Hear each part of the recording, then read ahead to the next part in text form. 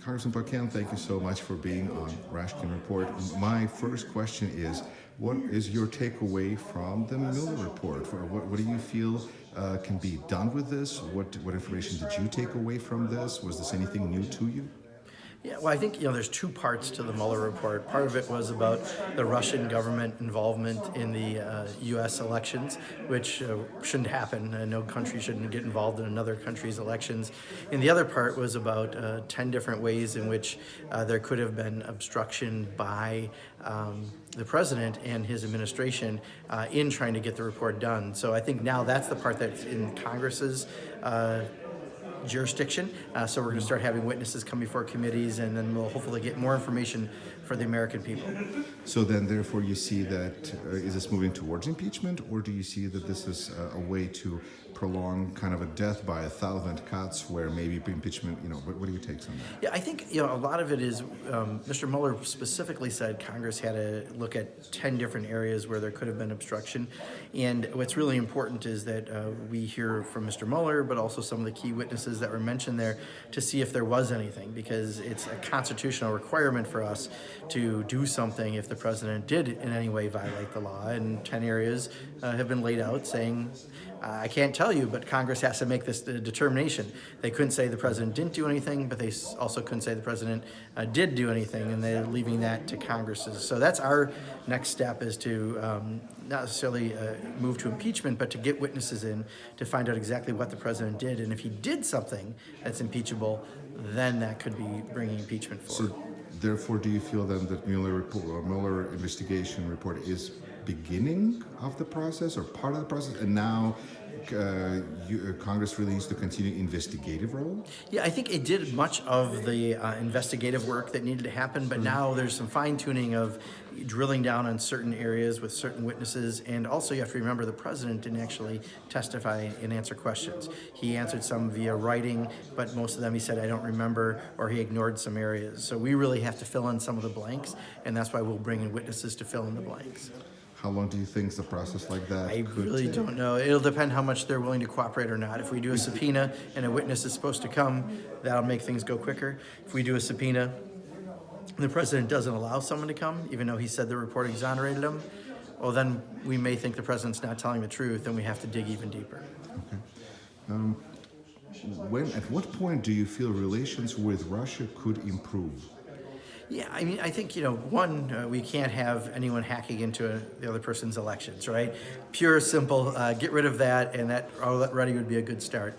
But we should have good, relations with every country, especially at a time that we're not in a period of constant war.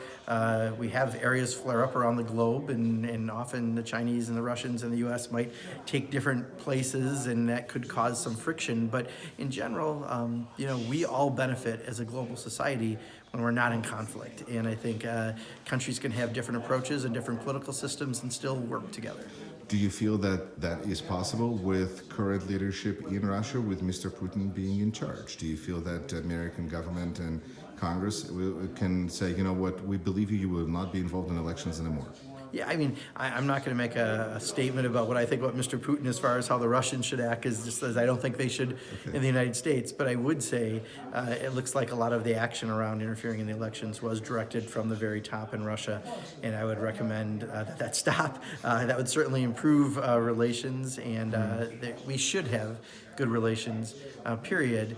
And I think it's just much easier if you don't have that involvement in elections. Okay. There's a lot of people who, if they're opposed to Kremlin's strategy, approach, then they become basically protesters. They get, they're on the margins, and then they feel that they have little ability to influence things. And then they look at the West as the strong part, the strong player on the world stage that can help them. And so I had a conversation with head of Sotnik TV. He has a YouTube channel about, when we spoke a couple of weeks ago, 380,000 followers, and he was very negative towards the politics, not just Kremlin politics, but he was urging, because he felt, as I was representative of the West in this setup, is that the message to the West should be is that Russian government should not be viewed as legitimate government. It should be viewed as maybe a junta or maybe some a mafia that grabs the power, because there has been no fair elections or free elections in Russia for a long time. So he urges West to recognize it this way. Do you feel there's any set of circumstances, or under what set of circumstances, that the United States would cross that huge red line and be like, you're not a real government, you're a junta? Yeah, I don't see that in the immediate future happening between the U.S. and Russia at all. I don't think, again, we're trying to get involved everywhere around the globe. Many of us would like to bring many of our troops home and have a little less involvement globally. Right. But when it comes to, countries that might have dictators or people that don't have democratic elections, I would just say where we have a democracy and people have a say, while it may not be perfect, it certainly allows for more inclusive participation of everyone. Everyone feels like they're a part of their government. Everyone can run for office, and you do have fair elections. It certainly makes, I think, society better off for everyone. Cool. Congressman Pocan, thank you so much for your Sure. time. Thank you.